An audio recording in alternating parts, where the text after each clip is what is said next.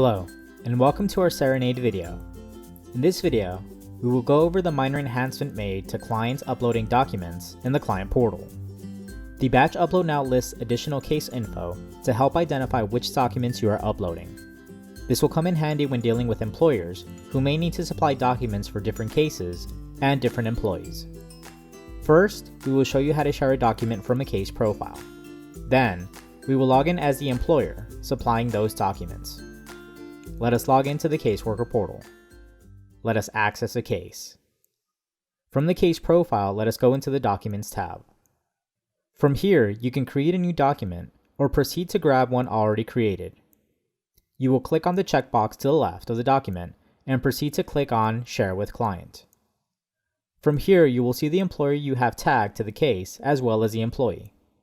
You will also see any members the employer might have in their profile as well as members the employee might have. We will select the employer and proceed to click on Next.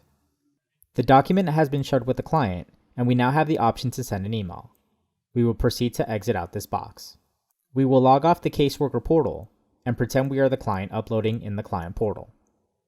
They will log into the client portal. Please note that the client should have a set of login credentials to access the client portal. If they do not, this can be given and emailed within the client's profile, specifically the Client Access tab. We will proceed to log in. From the home page, they will go to the Shared Documents section. They will see the documents they need to upload, and from there proceed to gather those documents on their PC. Once ready to supply, they will click on Upload a Document.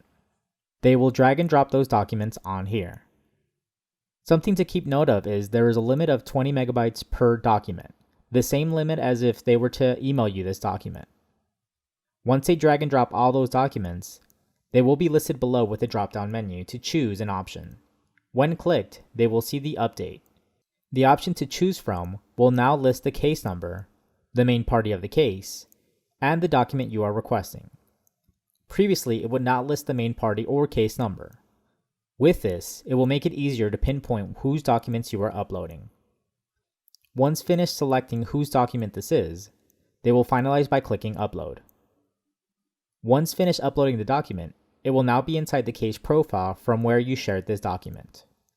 As you can see, this enhancement makes it a lot easier to upload documents in the client portal for those clients who are involved in multiple cases.